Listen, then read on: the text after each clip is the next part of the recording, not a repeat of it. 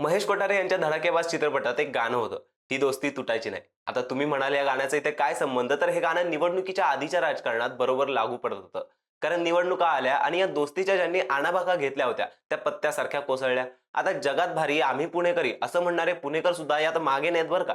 कारण कालपर्यंत एकमेकांच्या गळ्यात गळे घालून फिरणारे मित्र आज एकमेकांच्या पायात पाय घालून पाडण्याचं काम करताय. अशीच एक चुरशीची लढत हडपसरमधील दोन जिगरी मित्रांमध्ये होते. त्यांनी पक्ष बदलत एकमेकांविरोधात दंड थोपटलेत. त्यामुळे ही दोस्ती तुटायची नाहीचा प्रवास थेट दुश्मन न करे दोस्त ने वो काम किया है पर्यंत पोहोचलाय. कोण आहेत ते दोस्त, त्यांच्यात वितुष्ट का झालं आणि कोण कोणाला भारी पडेल याचाच आढावा आपण आजच्या व्हिडिओतून घेणार आहोत. नमस्कार, मी अर्णित जोशी आणि आपण पाहतायत कट टू कट.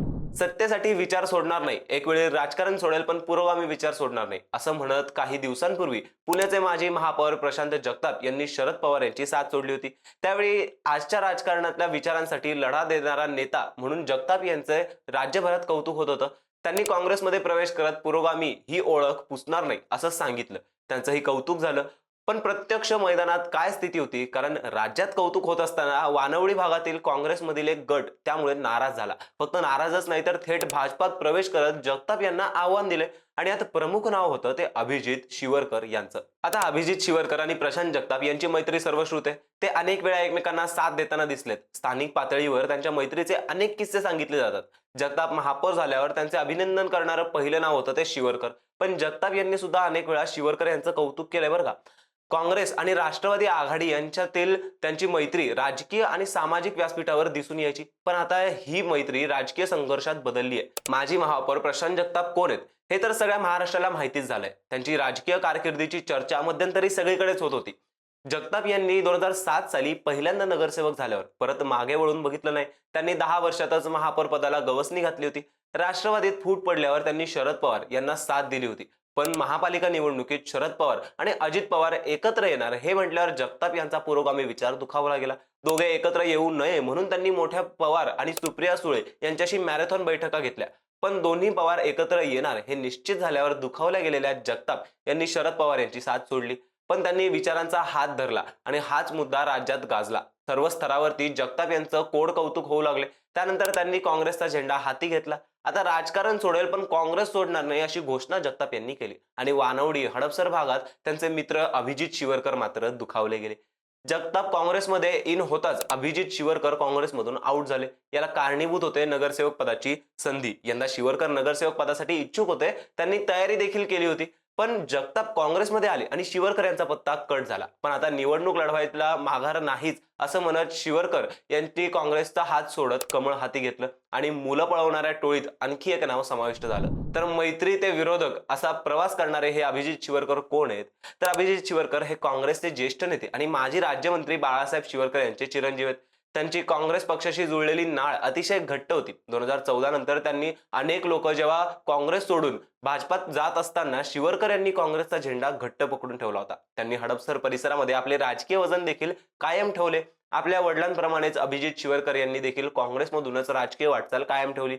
आपल्या कारकिर्दीच्या सुरुवातीच्या काळात त्यांनी युवक काँग्रेसच्या माध्यमातून अनेक आंदोलने केली होती. त्यामुळे 2007 साली त्यांना नगरसेवक पदाची उमेदवारी दिली आणि अभिजित शिवरकर यांनी पहिल्याच प्रयत्नात नगरसेवक म्हणून महापालिकेत प्रवेश केला. त्यावेळी राष्ट्रवादी आणि काँग्रेस युती होती. त्यामुळे त्यांनी महापालिकेच्या विविध समित्यांवर काम केलं. त्यामुळे शिवरकर यांनी आपली ओळख निर्माण केली होती. पण 2012 साली काँग्रेसने अचानक त्यांचं तिकीट कापलं. 2017 ला सुद्धा तेच झालं. पण अभिजित शिवरकर काँग्रेस सोबतच राहिले. त्यानंतर त्यांनी पुन्हा एकदा नव्या दमाने 2026च्या म्हणजेच आत्ताच्या निवडणुकीची तयारी केली. त्यासाठी वेगवेगळे कार्यक्रम जनसंपर्क करत त्यांनी आपली जागा निश्चित केली. पण प्रशांत जगताप यांनी काँग्रेसमध्ये प्रवेश केला आणि अभिजित शिवरकर यांना जोरदार धक्का दिला. कारण प्रशांत जगताप यांच्यामुळे शिवरकर यांचे तिकीट कापले जाणार हे नक्की होतं.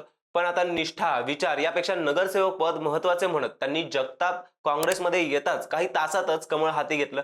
भाजपमध्ये प्रवेश केल्यानंतर बोलताना अभिजित शिवरकर म्हणाले की 2007 ला सर्वात तरुण नगरसेवक म्हणून मी निवडून आलो. वानवडी भागात मी अनेक कामे केली आहेत.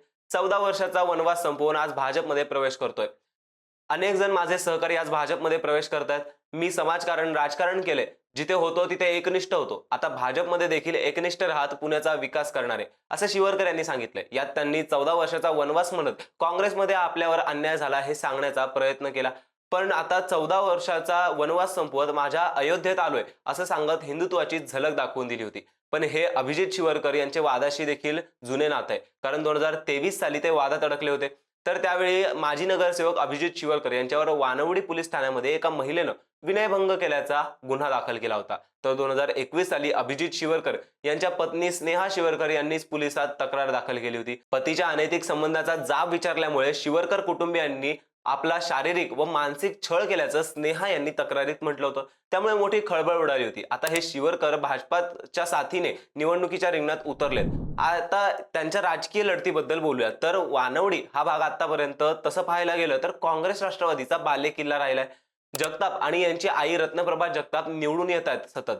जगताप यांचे संघटन, मिळालेली सहानुभूती, तर दुसरीकडे शिवरकर यांच्या स्थानिक प्रभाव, सोबतीला भाजपची वाढलेली संघटनात्मक ताकद, यामुळे इथे काटेकी टक्कर होणार आहे. ही लढत दोघांच्या राजकीय भविष्याचा फैसला करणारी ठरणार आहे. मागील कामगिरी आणि पुरोगामी विचारसरणीमुळे जगताप यांना प्रभागातील सर्व समाजाची मते मिळवण्यासाठी फायद्याची ठरणार आहे. भाजपच्या स्थानिक यंत्रणेचा फायदा, विकास कामांचा प्रचार आणि वडिलांच्या राजकीय वारशाचा प्रभाव हे शिवरकर यांच्या साथीला आहे. पण मुस्लिम मतदार शिवरकर यांच्यापासून दुरावला जाण्याची शक्यता आहे. जगताप विरुद्ध शिवरकर यांच्या लढतीमुळे जगताप यांनी भाजपवर तोफ डागली आणि ते म्हणाले, भाजपकडे खासदार, आमदार, 100 नगरसेवक असताना शहराला आणि वानवडीला काय मिळाले याचा विचार केला पाहिजे. ही निवडणूक भ्रष्टाचार आणि दादागिरीच्या विरोधातील आहे. पुणेकरांची नागरी समस्यातून सोडवणूक करायची आहे.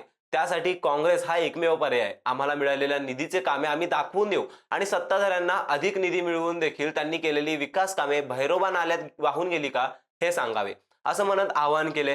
तर शिवरकर यांनी विकास या शब्दावरती प्रचार सुरू केलाय. त्यामुळे प्रशांत जगताप पुन्हा एकदा बाजी मारणार की शिवरकर मागील पुण्याईचा जोरावर कमळ फुलवणार, याकडे संपूर्ण पुण्याचं लक्ष लागलंय. याविषयी तुम्हाला काय वाटतं कमेंट करून नक्की सांगा आणि अशाच रोजच्या घडामोडींसाठी कट टू कटला नक्की सबस्क्राईब करा.